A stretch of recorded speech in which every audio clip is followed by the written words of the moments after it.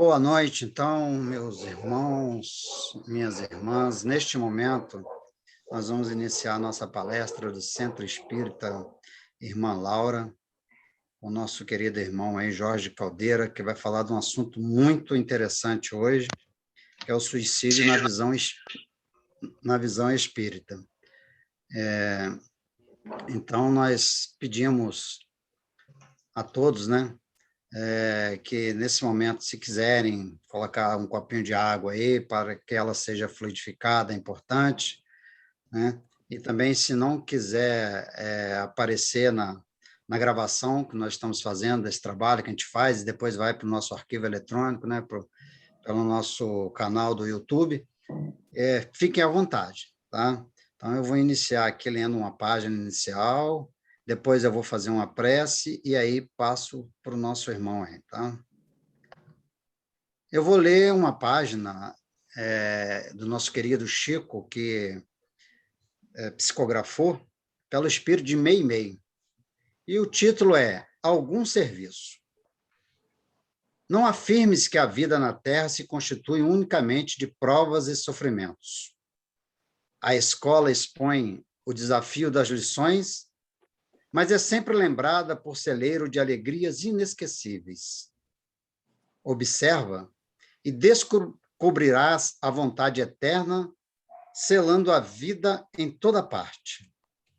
Existem montanhas ásperas, no entanto, em seguida, a cada uma habitualmente se estende a planície por imenso tapete de relva. O espinheiral esconde farpas, mas oferece rosas. O pântano é uma chaga no solo, porém a fonte é uma bênção. A argila pode ser considerada na condição de barro obscuro. Entretanto, quando devidamente trabalhada, faz-se o tesouro da porcelana.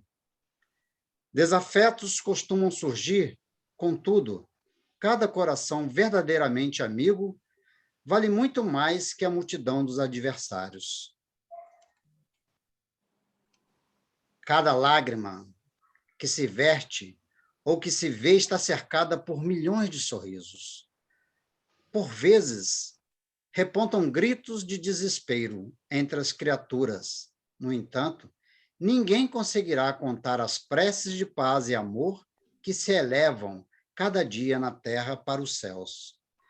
Em determinadas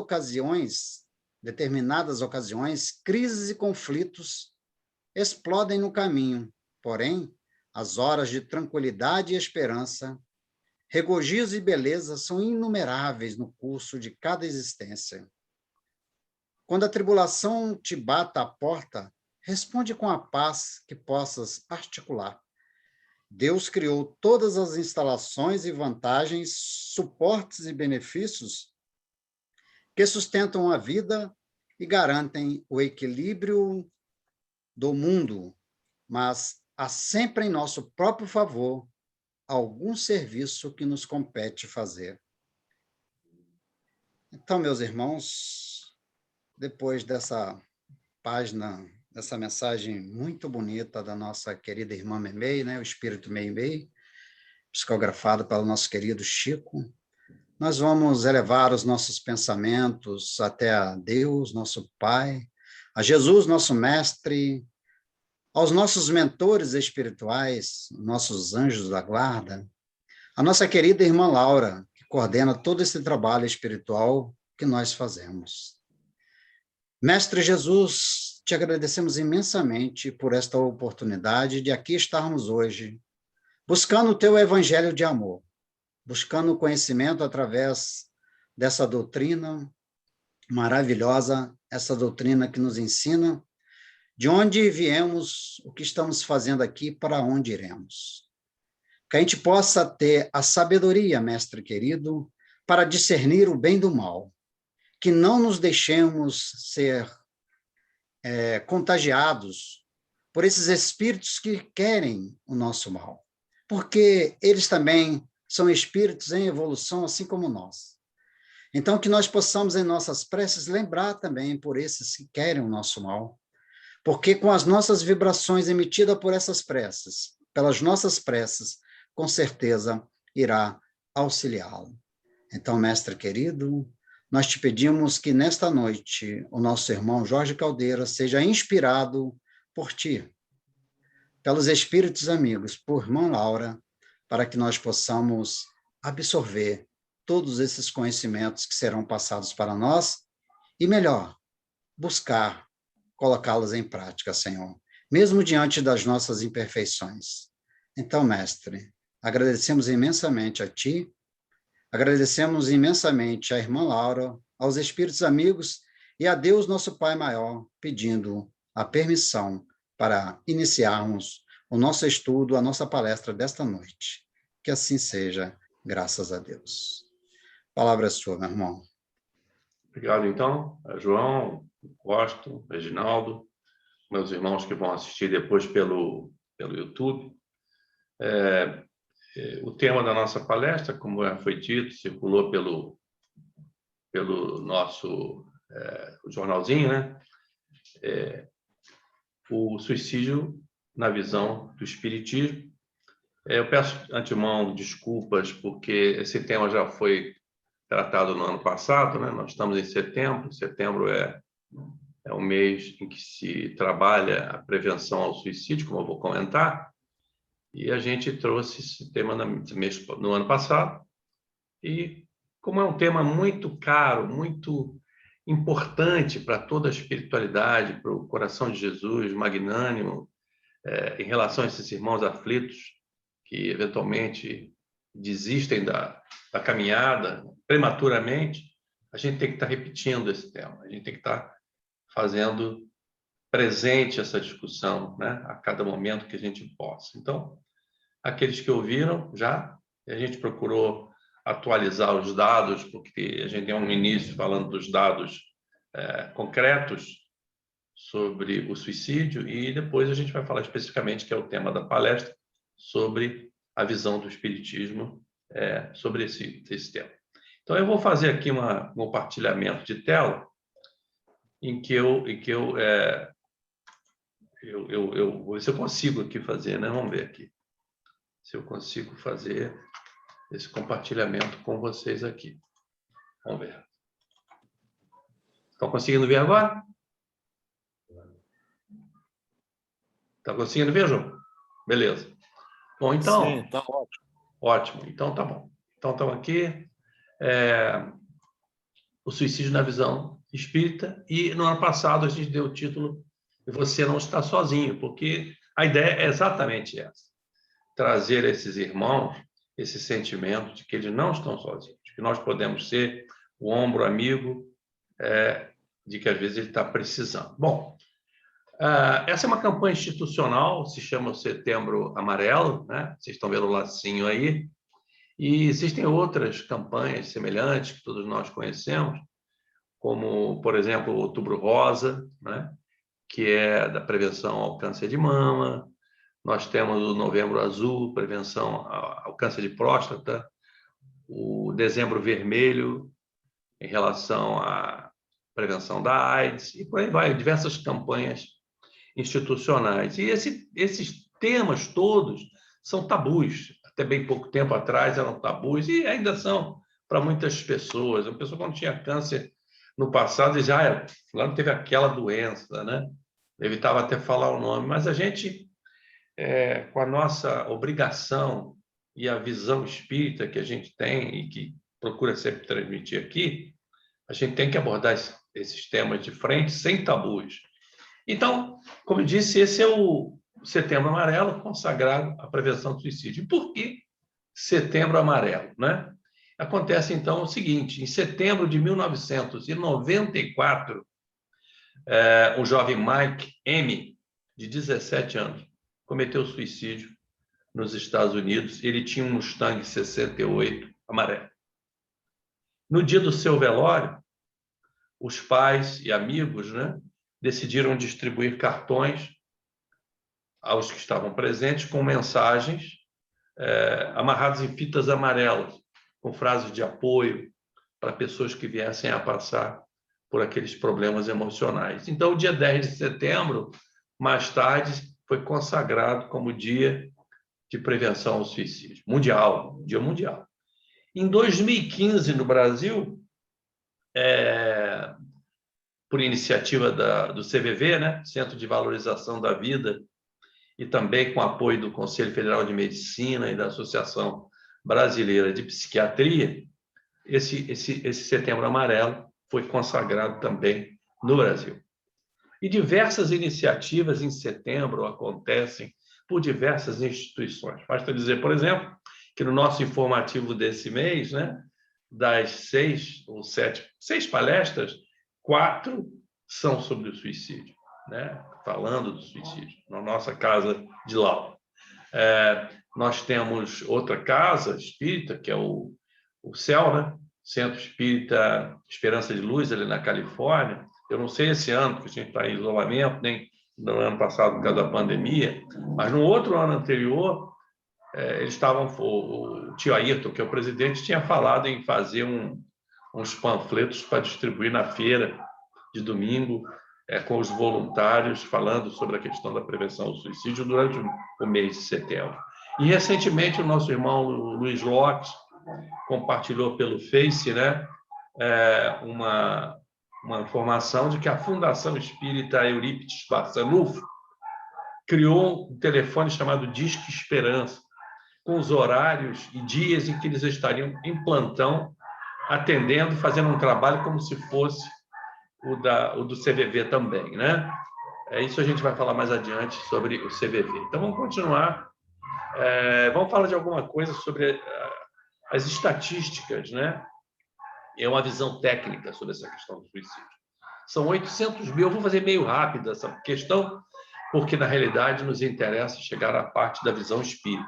Mas é bom a gente pintar esse cenário, esse pano de fundo, para situar o problema. São 800 mil suicídios por ano no mundo, aproximadamente 2 a cada minuto. E aí tem uma distribuição por países, né? Aqui embaixo vocês têm a legenda. Então, esse grená bem escuro são os que têm mais de 15 suicídios por cada 100 mil habitantes. E vocês vejam, então, que tem aqui o Uruguai, a Guiana, alguns países da África, África do Sul, Moçambique, enfim, vários países da África. E lá em cima, Rússia, Ucrânia, China, são países que têm uma taxa bastante elevada. Esse laranja é a maioria, o Brasil não está nessa posição ainda, o Brasil ainda é um pouco menor, mas nós temos aqui a América do Norte, Canadá, Estados Unidos, né, em laranja, e por aí vai, Austrália, Índia, aqui, né, enfim, e outros países da África. No amarelo, nós temos o Brasil nessa posição, alguns países também, México e alguns países do Caribe, enfim, alguns países da Europa, a maior parte da Europa, bem da verdade, o Japão e etc., como vocês estão vendo aí. E, enfim, essa é a distribuição pelo mundo afora, né? No Brasil, no caso, nós estamos com uma taxa situada entre 5 e 10, né, nesse grupo. Isso é um trabalho feito pela Organização Mundial de Saúde. O Brasil ocupa a 8ª posição mundial. Se você olhar aqui a distribuição de 2000 a 2019, os dados de 2020 não estão disponíveis, né? Então, aqui vocês têm a OMS, 2019, Organização Mundial de Saúde, variação da taxa de suicídios por cada 100 mil habitantes nos últimos 20 anos. Vocês vejam que estão em queda, basicamente em todos os continentes aqui citados, com exceção do Mediterrâneo, que é esse marronzinho aqui, e também esse outro marronzinho, que são as Américas, que estão basicamente estagnados ou então com uma ligeira queda, né? Mas, de qualquer forma, existe, nos últimos 20 anos, uma tendência ou de queda ou de estabilização. Ainda falando sobre as estatísticas mundiais, entre jovens de 15 a 29 é a 4ª causa de morte, atrás apenas de acidentes de trânsito, de tuberculose e de violência interpessoal. Entre as meninas de 15 a 19 anos é a 3ª causa, atrás de tuberculose e complicações por gravidez. Entre os meninos de 15 a 19 é a 4ª causa, atrás de acidentes de trânsito, violência interpessoal e tuberculose. E mais da metade dos suicídios pelo mundo, 58%, ocorre com pessoas de até 50 anos, e de 2010 a 2016, as Américas tiveram um crescimento de 6% ao ano.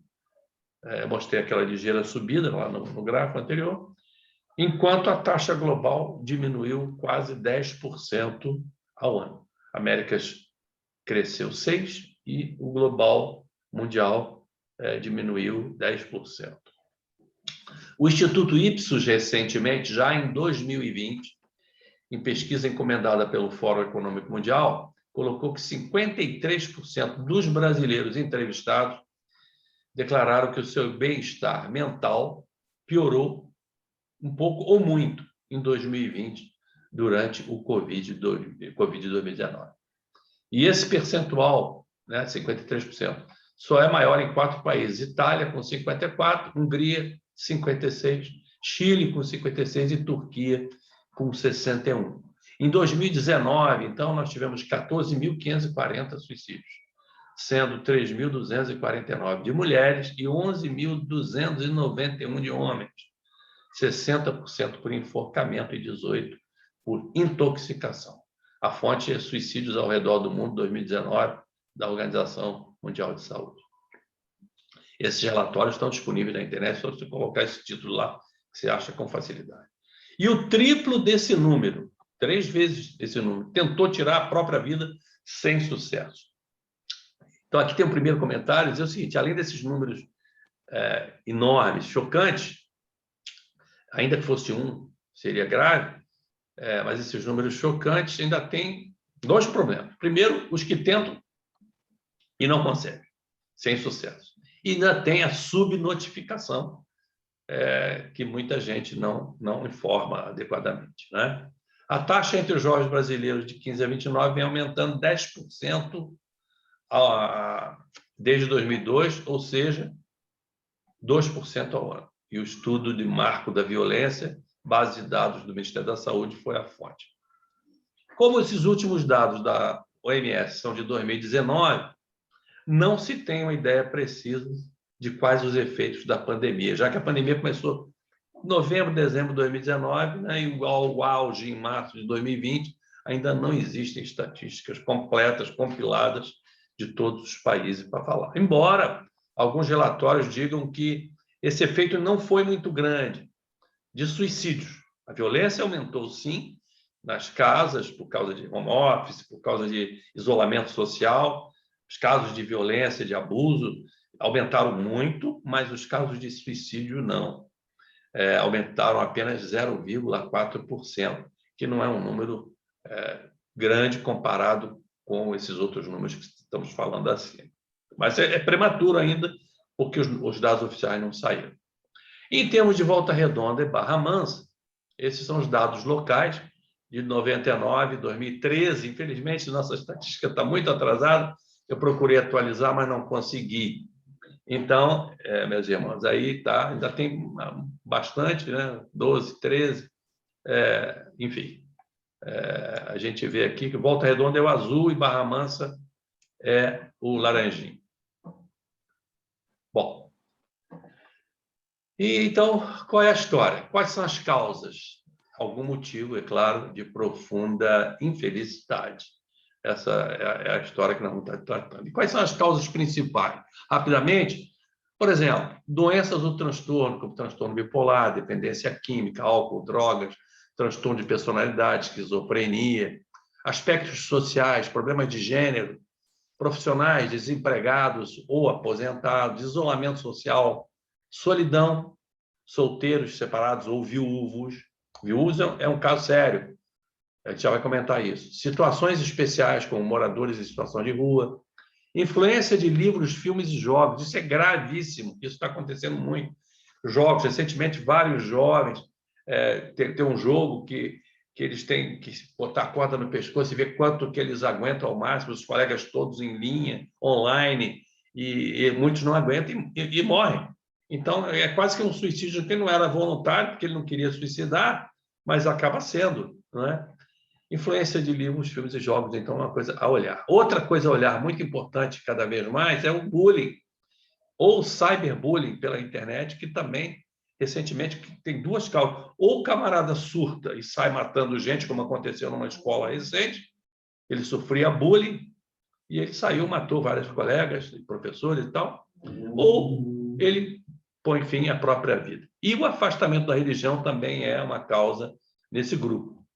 Aspectos psicológicos, perdas recentes, passionais, perda de familiares, pouca resistência, resiliência, personalidades agressivas, humor instável, abuso ou assédio físico ou sexual, e causas espirituais, né? Como nós sabemos, possessão, subjugação, obsessão e materialismo. Se você não acredita numa vida futura e está extremamente infeliz, talvez esse ele venha a pensar nesse sentido. E condições de saúde, por exemplo, dor crônica, doenças neurológicas, traumas, tumores malignos, AIDS, são motivos que levam as pessoas. Mas, em resumo, a depressão é um dos principais motivos, que é o mal do século.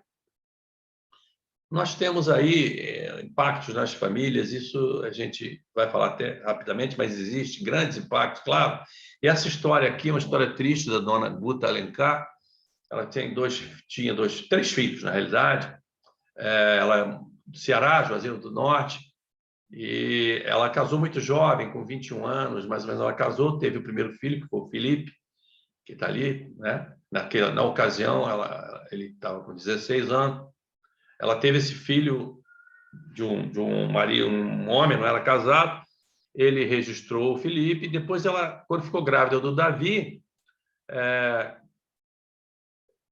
ele separou, ele abandonou. E ele não ajudou a criar. Ela foi criada, os dois meninos foram criados pela mãe e pelos irmãos dela. O pai dela era uma pessoa extremamente abusiva e violenta, e ao ponto de que ela, em alguns anos depois, teve que sair de casa, levou a mãe e os filhos, foram morar em outra cidade. Infelizmente, 3 anos depois que eles saíram de casa, o pai dela também se suicidou. Foi o primeiro, ele se suicidou, porque não aguentou talvez ficar sozinho. O que acontece é o seguinte: o Felipe era um menino muito religioso, tocava violino na igreja evangélica, dava aula de música, de catecismo e tal. Com 15 anos, ele se apaixonou por uma menina da igreja também, com 20 anos. A menina tinha 20 anos. E a família dela, pela diferença de idade, não concordou, criou uma série de dificuldades, eu não vou me estender nisso. E um dia, ela terminou com ele, ela não aguentou a pressão. E os jovens têm esse problema, eles acham que aquele amor é o único da vida, é o único, primeiro e único, não vai existir mais ninguém. E ele se desesperou. E aí, um dia, o menino Davi, lá, o irmão, mandou a mãe: olha, o Felipe não está em casa, deixou a chave, deixou o celular. E, enfim, poxa, mas estranho isso. E aí, mas, enfim, saiu. Só que ele não tinha saído de casa, ele estava em casa, escondido, esperando o irmão sair. Quando o irmão sair, ele suicidou aos 16 anos, em julho de 2016. Claro que a família ficou toda abalada. Nesse momento, a dona Guta já tinha encontrado um segundo casamento, teve a menina Eva, um homem bondoso que tinha ajudado a criar esses filhos até esse momento. Claro, foi solidário com ela nesse infortúnio e deu todo o apoio, mas infelizmente foi uma tragédia para aquela família. O Davi nunca se perdoou por não ter procurado o irmão direito dentro da casa. E entrou em parafuso e tratamentos psiquiátricos e etc. E aí, 3 anos depois, ele cometeu suicídio da mesma maneira, no mesmo quarto, da mesma forma que o irmão tinha suicidado. É uma história tremendamente triste e impactante, né? Temos o caso de Divaldo Franco. Quem viu o filme Divaldo, quem não viu, eu recomendo. Divaldo, Mensageiro da Paz. Ele teve a sua irmã Nair, né? Ela suicidou em 1939, ingerindo cianureto e mercúrio. E aí, com isso, ela destruiu a laringe do perispírito, como a gente conhece nos nossos estudos, né? Durante anos, Nair aparecia a Divaldo, pela sua mediunidade fantástica, expressando imensos sofrimentos pelas dores do suicídio. E em 1972, 33 anos depois, ela apareceu a mãe pedindo que ela viesse para cuidar dela. A mãe cuidou dela por 10 anos no mundo espiritual. tendo tido participação ativa na sua reencarnação. Em 1985, portanto, 46 anos depois daquele ato impensado, apareceu na Mansão do Caminho, lá do Divaldo, uma senhora com uma criança no colo, à morte, era Nair, reencarnada. Ela tinha lábio leporino, problemas de fala, graves problemas estomacais. Foi acolhida, claro, na Casa do Caminho. 6 anos mais tarde, ela veio a falecer por pneumonia. Já retornou à vida, segundo Divaldo, livre de qualquer sequela após ter passado pela expiação daqueles anos todos, né? E famosos. Nós tivemos casos do Valmor Chagas, em 2013, suicidou no sítio dele com 82 anos, um tiro na cabeça. Mais recente, o Flávio Vigliaccio, né? Deixou uma carta, 85 anos, muito desiludido com a vida, dizendo que a humanidade não deu certo. Uma carta longa que o filho dele depois compartilhou. Nós tivemos a Aricle Pérez, suicidou aos 54 anos, pulando do 10º andar do apartamento no Leblon, onde ela residia, no Rio de Janeiro. E, recentemente, aqui em Volta Redonda, nós tivemos o padre Olímpio Rubén Torres Velasco, que a gente chamava de Padre Jesus, né? Ele andou um tempo aqui no Jardim Amália, no Divino, né? Ele suicidou na Igreja Nossa Senhora da Conceição, na casa paroquial, aos 59 anos, agora em março de 2021, Padre Olímpio Torres Velasco. Ele era peruano, padre maravilhoso, o sermão dele era espetacular. Eu assisti com a Lúcia, minha esposa, várias vezes aqui no Jardim Amália, quando a gente morava ali perto. É uma pena. Enfim. Bom, os efeitos da pandemia, as irmãs, meus irmãos, as irmãs que vão assistir depois, resumindo, isolamento, hiperconvivência, a questão do home office, muita gente não está preparado para isso, não estava, que gerou ansiedade, medos, perdas econômicas para muita gente, perda de emprego, maior consumo de álcool e drogas em consequência.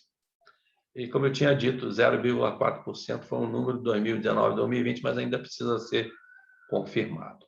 Mas, dentro desse quadro de nuvens negras que a gente colocou, infelizmente, né, existem nuvens azuis com sol, que são os casos de resiliência. Né? A gente tem casos importantes, como a Beatrice Via, uma italiana. Ela, com 11 anos, teve meningite C, teve de amputar as pernas, e ela não se abateu. Claro que ela sofreu de depressão inicialmente e chegou a cogitar o suicídio. Mas aí acolhimento, incentivo dos pais e amigos levaram a ela retomar uma antiga paixão, que era a esgrima. E ela se tornou uma atleta paralímpica, venceu a Copa do Mundo no Canadá e a medalha de ouro dos Jogos Paralímpicos no Rio de Janeiro, em 2016. E hoje ela tem um programa chamado La Vita è una Figata, a vida é um barato, onde ela recebe entrevista na Rai Uno, que é a televisão italiana, onde ela recebe celebridades e pessoas comuns para falar de superação. Nós temos o caso do físico Stephen Hawking, né, que todo mundo conhece, vimos o filme dele, diagnosticado em 63 com esclerose lateral amiotrófica. Ele nunca desanimou e, no final da vida dele, ele desencarnou aos 76 anos, depois de lutar contra a doença 50 anos, mas com uma vida extremamente ativa, desenvolveu a teoria dos buracos negros e, no fim, ele só se movimentava com um músculo do rosto e um equipamento adaptado captava esses movimentos para transformar em palavras e conseguia transmitir as descobertas dele, né? É um exemplo de resiliência poderosa, né? Como aquela flor ali, aquela planta que eu mostrei, sugere, né? No meio daquelas pedras daquele deserto, tem uma planta ali cheia de vida que não se deixou abater, né? Temos o caso do Fernando Fernandes, o Big Brother Brasil 2002, ele sofreu um acidente, ficou paraplégico e ele se tornou um atleta paralímpico também, venceu algumas... eu vou correr um pouquinho aqui, mas isso vai ficar lá no YouTube. Ele venceu o campeonato mundial 4 anos, 2009, 2010, 2011, 2012, tricampeão pan-americano e etc. Enfim. Um rapaz lá de São Paulo, que com a cadeira de roda trabalha no Uber, Luciano Oliveira, na Avenida Paulista, ele é o Uber Eats, entregando de cadeira de roda, né? E agora a gente teve semana passada o fim das Paralimpíadas, né? Em que a gente viu esses exemplos todos aí. O Brasil tirou em 7º lugar, com 72 medalhas, 22 de ouro. São exemplos de grande resiliência desses nossos atletas paralímpicos. Bom, e a importância da fé? Nós temos esses 2 casos emblemáticos aqui, do padre Fábio de Mello e do padre Marcelo Rossi. Ambos tiveram grandes depressões, problemas de depressão, mas superaram através da fé, através da religiosidade, da confiança em Deus, eles conseguiram sair disso e continuam com a sua pregação da palavra de Deus.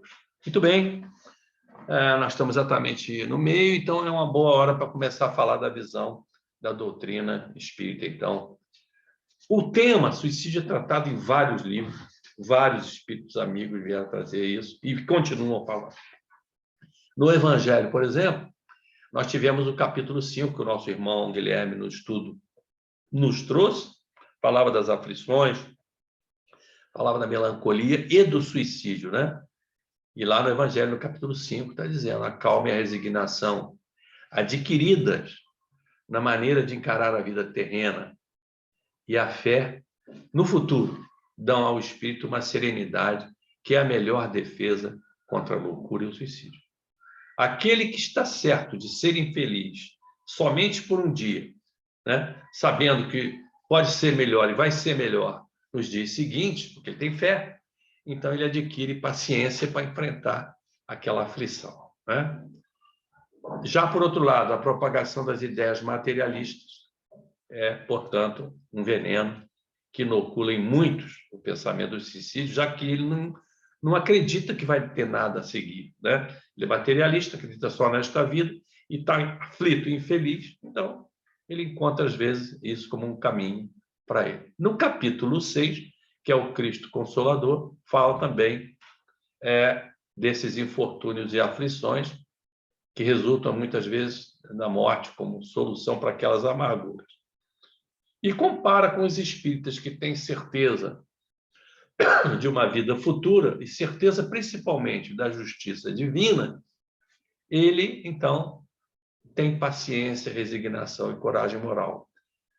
E ele sabe que se ele abreviar os dias, ou pelo menos deveria saber, né? O espírita deveria saber, se ele abreviar os dias de propósito, ele vai encontrar o resultado oposto, porque ele se liberta de um mal para incorrer num mal ainda maior, mais longo e mais terrível. E aí vale a pena a gente ler o que a gente leu no capítulo 5, 6, na semana passada, no nosso estudo, que Jesus diz assim: vinde a mim todos vós que estáis aflitos e sobrecarregados, que eu vos aliviarei.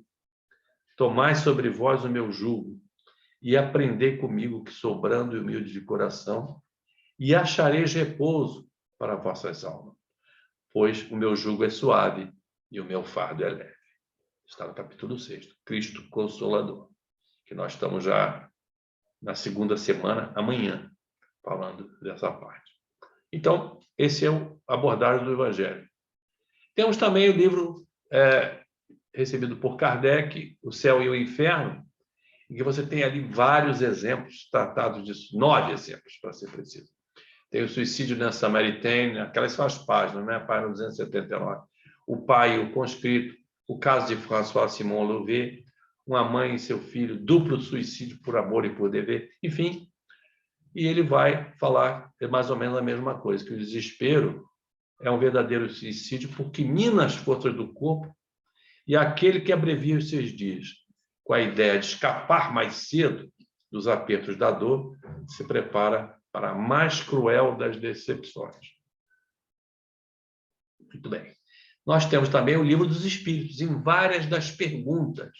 Por exemplo, nas questões 944 até 955. O homem tem direito de dispor da sua vida? Resposta: não. Só a Deus assiste esse direito. O suicídio voluntário importa numa transgressão dessa lei. Outra pergunta: não é sempre voluntário o suicídio? Resposta: o louco que se mata não sabe o que faz. Então, o Espiritismo tem a sabedoria de entender que aquele louco, transtornado, ou por uma obsessão, ou por uma loucura mesmo, física, ele não sabe o que faz, então ele não vai tratar da mesma forma aquele que é louco, que não tem razão no devido lugar, comparado com o outro que está apenas desiludido com a vida e não quis aguentar o peso daquela cruz. E existe aquele ditado que a gente tem popularmente, que Deus só dá a cruz que você pode carregar. Mas, às vezes, a pessoa não acha isso, né?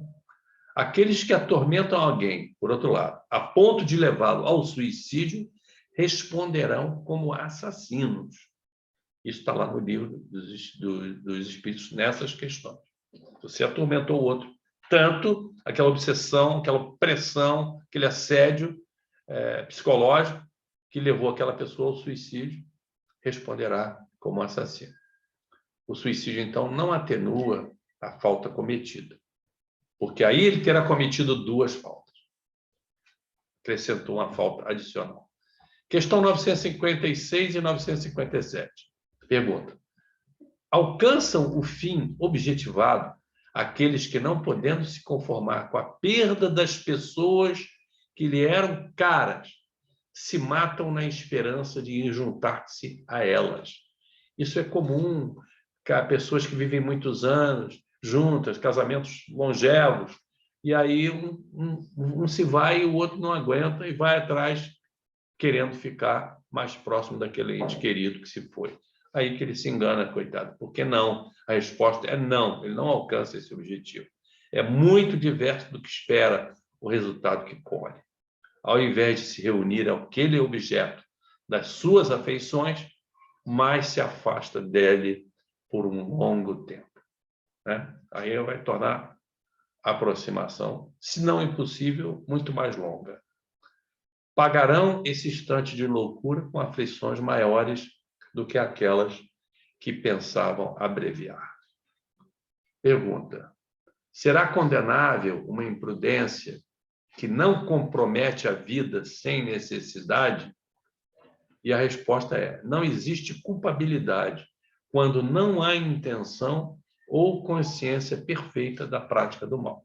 Então, é aquela história. Outra vez, o Espiritismo mostrando que a espiritualidade entende, e o que importa é o teu sentimento. Se você quer voluntário, aquela história do livre-arbítrio, você decidiu, então você é responsável. Agora, se você não decidiu, você acabou sendo levado, ou você acabou sofrendo por algum motivo, ou você acabou sendo impelido por alguém, então a espiritualidade vai tratar isso de maneira diferente. Cada caso é um caso, né?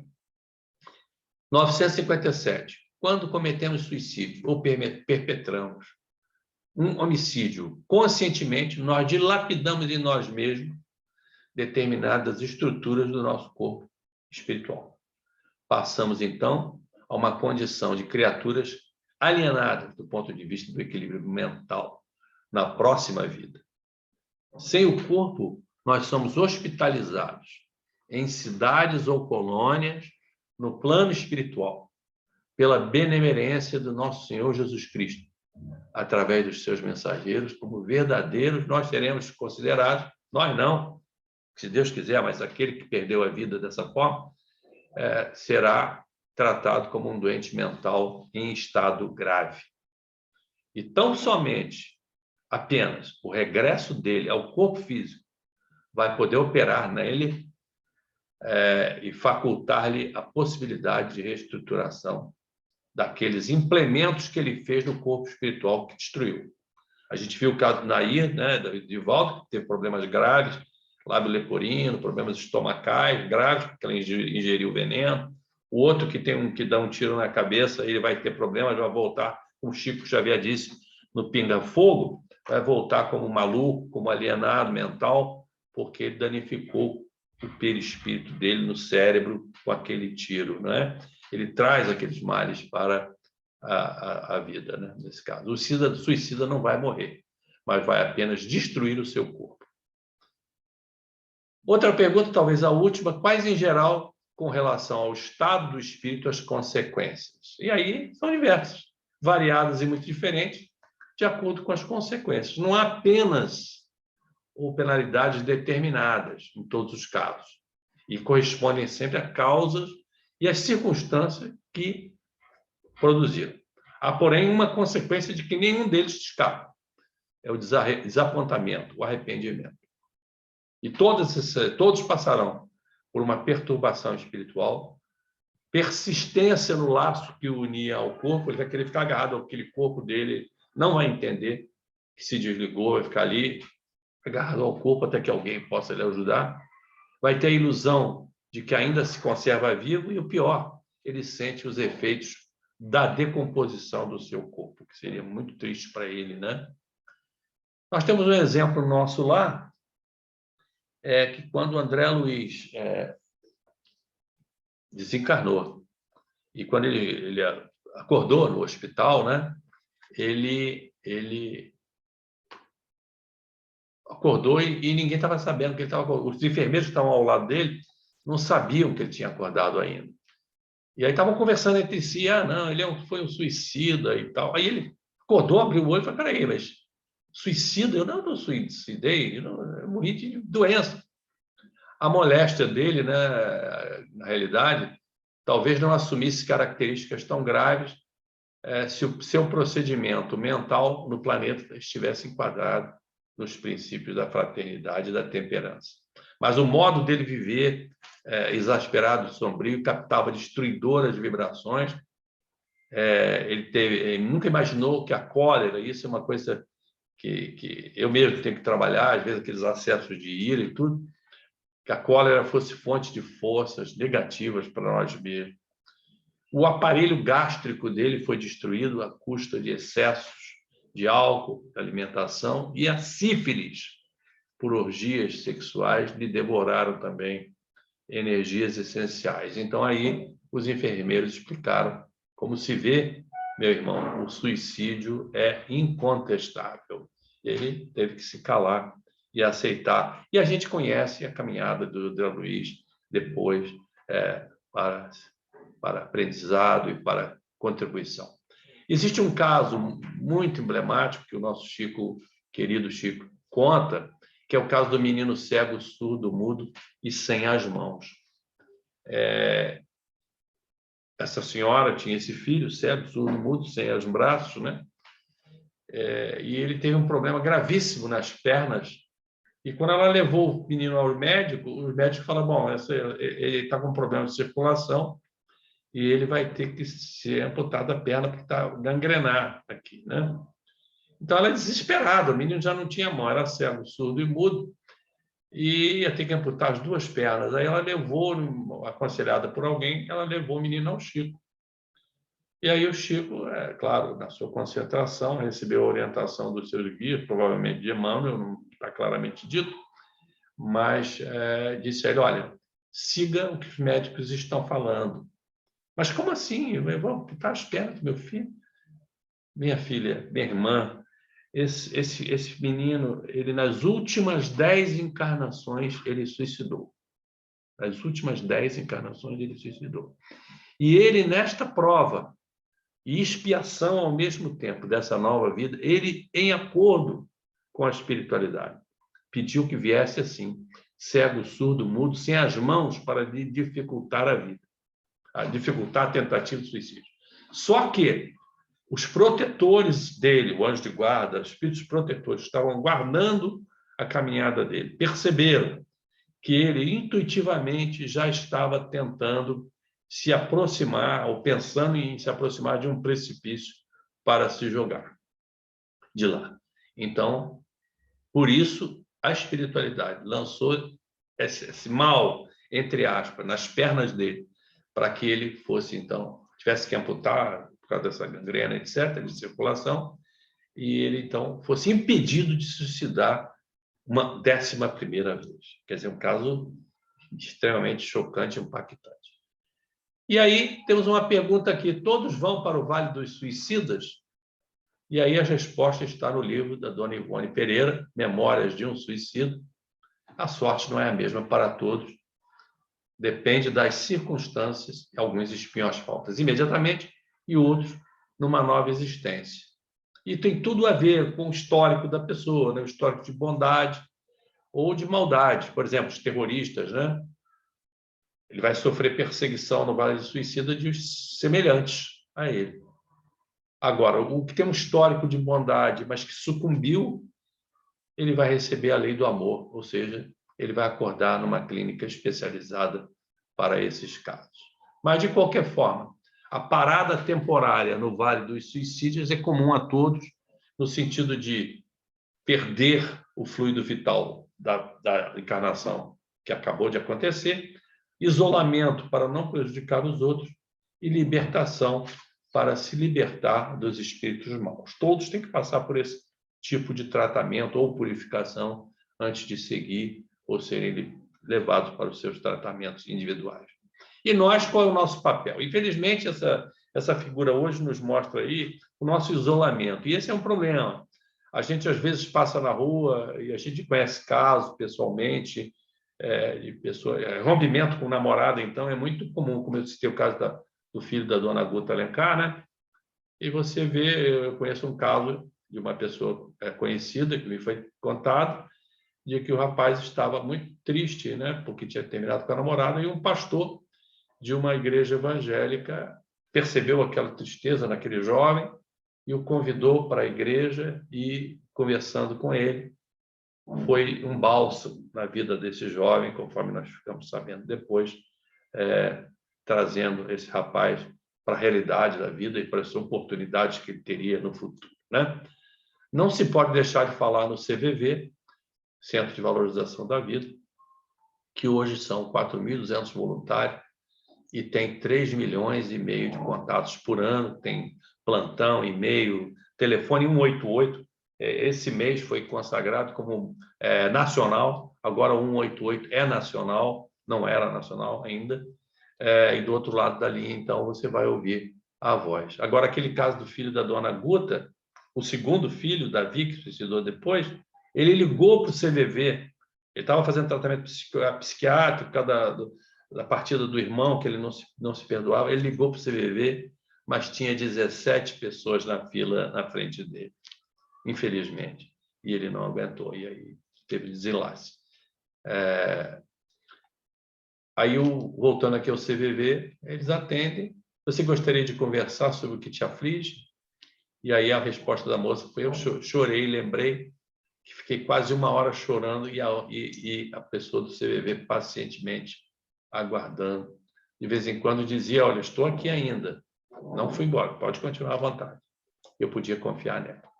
E a gente tem o quê? A obrigação de olhar os sinais de socorro, que são, por exemplo, o agravamento de problemas de conduta ou de manifestações verbais. A pessoa expressa, às vezes, desesperança, sentimento de culpa, falta de autoestima, demonstra uma visão negativa sobre o seu futuro, começa a falar que o futuro não tem futuro e tal, e tem que estar alerta para essa mudança de comportamento. Mudança de comportamento acontece também com criança que está sofrendo bullying. De repente, a criança não quer ir mais para a escola, não sei o quê. Então, cabe aos parentes, ao círculo familiar, aos pais, detectar esses sinais. A pessoa se isola, por exemplo, cada vez mais. Falar frequentemente de morte e suicídio, fases típicas, por exemplo. Isso quem nos passa aqui é a cartilha do CVV. Vou desaparecer.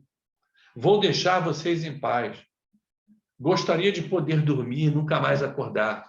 Enfim. E qual que é a terapia? É a paciência e o amor. Estar alerta ao que ocorre naquele entorno, não é?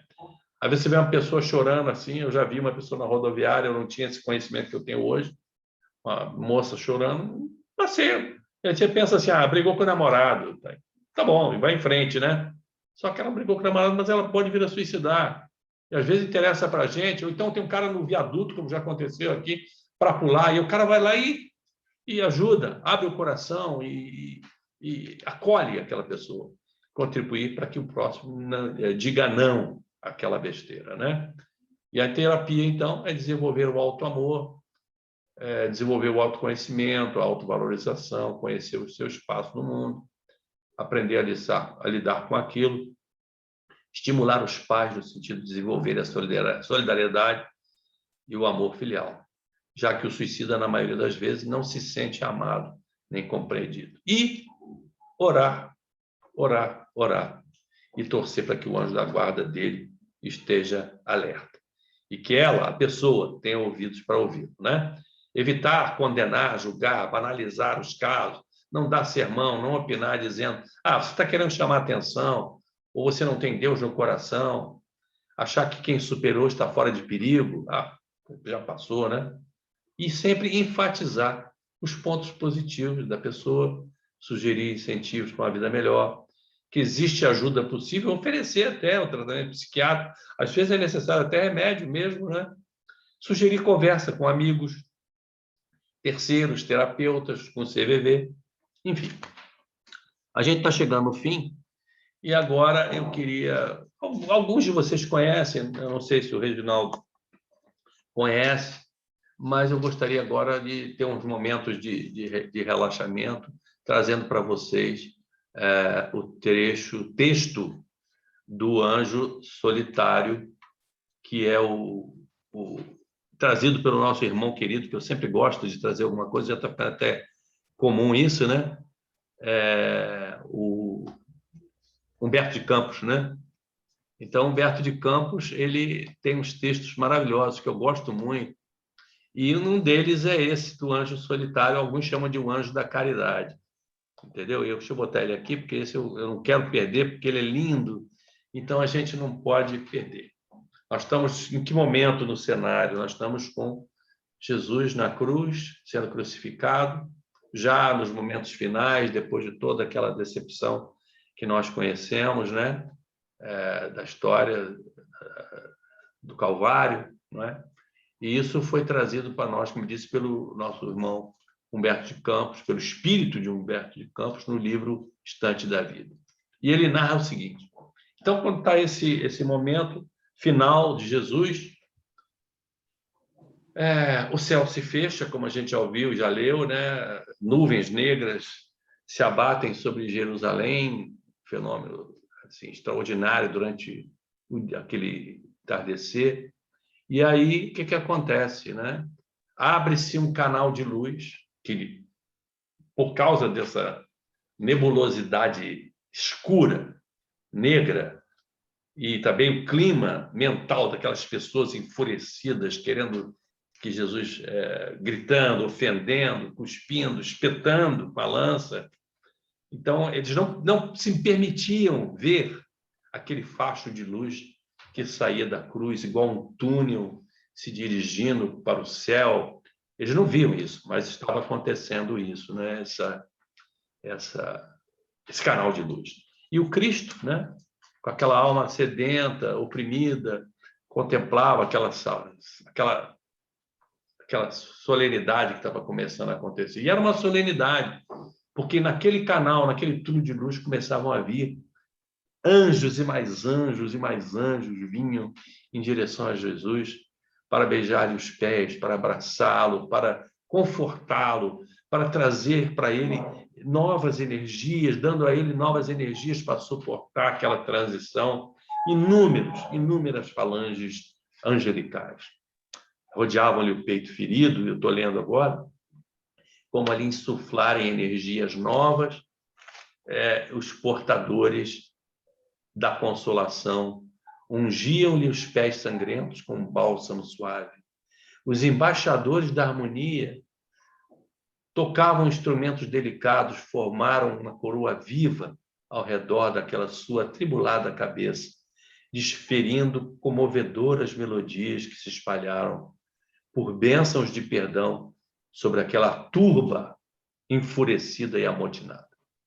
Os mensageiros do céu trabalhavam em torno do sublime mestre da vida, condutor dos homens, aliviando-o e exaltando-o, como a lhe prepararem um banquete da ressurreição, quando um anjo, aureolado de intraduzível esplendor, apareceu solitário, descendo do império das alturas. Ele não veio com seguidores e se aproximou do Senhor, beijou-lhe os pés, entre respeitoso e enternecido. Não se deteve naquela contemplação da tarefa que os outros companheiros estavam desenvolvendo, mas procurou os olhos de Jesus dentro de uma ansiedade que não se observara em nenhum daqueles outros anjos. Dir-se-ia que o novo representante do Pai desejava conhecer a vontade de Jesus antes de tudo.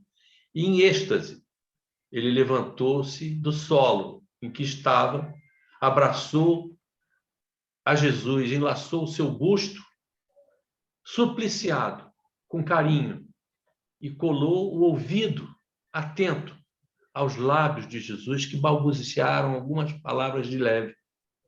Jesus pronunciou algo que os demais anjos não escutaram distintamente. E aí aquele mensageiro solitário se desprendeu, saiu correndo, se desprendeu dali, revelando olhos serenos e úmidos de lágrimas. E de imediato desceu o monte e foi em direção às sombras, saiu daquele túnel de luz, foi em direção às sombras, que começavam a invadir Jerusalém de uma maneira assustadora, e foi procurar Judas, a fim de socorrê-lo e amparar. Se os homens não viram a expressão de grandeza e misericórdia, os querubins em serviço também não lhe notaram a ausência. Mas, suspenso no martírio, Jesus contemplava aquele anjo solitário, confiante, acompanhando-lhe aquela missão que lhe tinha sido dada em silêncio. E ele era o anjo da caridade. Então, a conclusão de Humberto de Campos é que, pelo visto, as palavras derradeiras de Jesus na cruz não foram: perdoai, Pai, perdoai-lhes porque não sabem o que fazem. As suas últimas palavras foram em benefício de Judas, para este anjo solitário ir socorrê-lo. E aí, apenas como conclusão dessa história linda, Jesus, após a sua morte na cruz, não foi embora rapidamente para o seu caminho, para o seu trono. Ficou ainda ali por 3 dias ao lado de Judas, velando por ele até que ele adormecesse, conforme revelação da poetisa desencarnada Maria Dolores, no livro Coração da Vida, psicografado por Chico Xavier. Só depois desse gesto de amor e de perdão é que Jesus então veio no 3º dia a aparecer para Maria Madalena, segundo está no Evangelho. E aí eu vou terminar, meus irmãos, lendo para vocês. Antes disso, só para lembrar aqui, Jesus nos prometeu o quê? Enquanto uma de suas ovelhas estivesse desgarrada, ele não descansaria. E aí, então, o poema de Maria Dolores, Retrato de Mãe. Maria Dolores era uma baiana, professora, poetisa, jornalista, benfeitora até da Mansão do Caminho do Divaldo Franco. E quando ela desencarnou, ela voltou a escrever e fez vários textos. Ela faleceu em 1958, com 57 anos. Pelas mãos, então, de Chico Xavier, ela passou a transmitir diversos poemas lindíssimos. E esse, em particular, é que eu terminarei a nossa conversa de hoje. Chama-se Retrato de Mãe, do livro Momentos de Ouro. Depois de muito tempo, sobre os quadros sombrios do Calvário, Judas, cego no além, errava solitário. Era triste a paisagem e o céu era nevoento. Cansado de remorso e sofrimento, sentara-se a chorar. Nisso, uma nobre mulher de planos superiores, nimbada de celestes esplendores, que ele não conseguia divisar, chega e afaga a cabeça daquele infeliz. Em seguida, num tom de carinho profundo, quase que em oração, ela lhe diz: meu filho, por que choras? E aí Judas responde, né? Acaso não sabeis? Replica o interpelado, claramente agressivo. Sou um morto e estou vivo. Matei-me e novamente estou de pé, sem consolo, sem lar, sem amor e sem fé. Não ouvistes falar em Judas, o traidor? Sou eu que aniquilei a vida do meu Senhor. A princípio, julguei poder fazê-lo rei, mas apenas lhe impus sacrifício, martírio, sangue e cruz, e um flagelo e aflição. Eis a que minha vida agora se reduz, afastai-vos de mim. deixai-me padecer neste inferno sem fim. Nada me perguntes, retirai-vos, senhora. Nada sabeis da mágoa que me agita, nunca penetrareis minha dor infinita. O assunto que lastimo é unicamente meu. No entanto, a dama, calma, respondeu. Meu filho, sei que sofres, sei que lutas, sei a dor que te causa o remorso que escutas. Venho apenas falar-te que Deus é sempre amor em toda parte. E acrescentou serena, a bondade do céu jamais condena. Venho por mãe a ti buscando um filho amado. Sofre com a paciência a dor e a prova. Terás em breve uma existência nova. Não te sintas sozinho ou desprezado. Judas interrompeu-a e bradou rude pasmo. Mãe, não me venhas aqui com mentira e sarcasmo. Depois de me enforcar num galho de figueira para acordar na dor, sem mais poder fugir à vida verdadeira, fui procurar consolo e força de viver ao pé da pobre mãe, minha mãe, que me forjara ao ser. Ela me viu chorando, escutou meus lamentos, mas teve medo de meus sofrimentos. Expulsou-me a esconjuro, chamou-me de monstro, por sinal. Disse que eu era unicamente um espírito do mal. Intimou-me a um terrível retrocesso, mandando que eu apressasse o meu regresso para a zona infernal, de onde, por certo, eu vinha. Ah, detesto lembrar essa horrível mãe que eu tinha. Não me faleis de mãe, não me faleis de amor, sou apenas um monstro sofredor. Ainda assim, disse a dama, docemente, por mais que me recuses, não me altero. Amo-te, filho meu, amo-te e quero ver-te de novo a vida maravilhosamente revestida de paz e luz, de fé e elevação. Virás comigo à terra, perderás pouco a pouco o ânimo violento, terás o coração nas águas de um bendito esquecimento, numa nova existência de esperança. Levar-te-ei comigo a um remanso abrigo, dar-te-ei outra mãe, pensa e descansa. E Judas, nesse instante, como quem olvidasse a própria dor gigante, ou como quem se desgarra de um pesadelo atroz, perguntou, quem sois vós que me falas assim, sabendo-me traidor? Sois uma divina mulher, irradiando tanto amor, ou um anjo celestial de quem presinto a luz? No entanto, ela, a fitá-lo, frente a frente, respondeu simplesmente, meu filho, eu sou Maria, a mãe de Jesus. Bem, então, meus irmãos, essa era a nossa contribuição. Eu quero mostrar para vocês aqui 2 outros livros no final. Quem quiser ler sobre esse tema, nós temos o livro do André Trigueiro, Viver é a Melhor Opção, e de Dona Ivone Pereira, O Melhor é Viver. É um livro pequeno da Federação Espírita Brasileira. Muito obrigado pela paciência de vocês. E como eu disse, né? Esses irmãos não estão sozinhos, graças a Deus.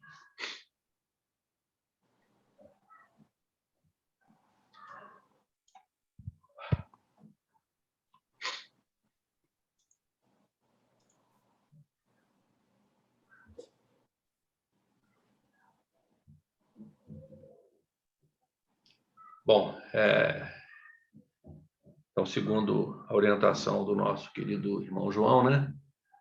Nós vamos fazer o encerramento com a prece. E a única prece que se pode fazer nesse momento, a irmã Laura, seus colaboradores, que tenham olhos para ver, com certeza têm, ouvidos para ouvir, esses irmãos que estão em aflição, essas famílias que passam por essas dificuldades, e que nós possamos também estar com olhos de ver e ouvidos de ouvir para perceber esses irmãos, às vezes, no seio das famílias nossas, nossos amigos, ou pessoas com quem cruzamos na rua, que nós possamos perceber e se lembrar desses ensinamentos de hoje, quem sabe, para poder estender a mão, ou mesmo estender o ouvido para acolher esse irmão em aflição, e que a gente possa, nessa caminhada nossa, ser útil através dos ensinamentos e conhecimentos da doutrina.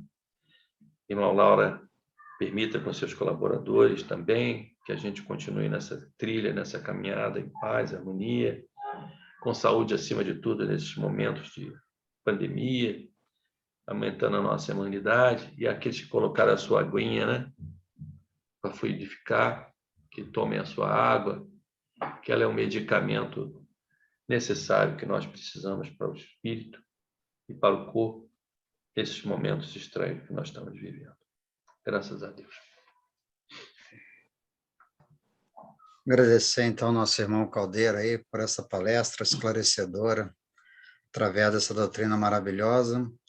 E a gente, então, encerra, eu vou encerrar dizendo que nós só temos, né, um caminho, que é Jesus. Ninguém vem ao Pai senão por mim. Busquemos Jesus e, com certeza, nós iremos resistir e ter essa resignação, essa fé que foi falada aí pelo nosso irmão.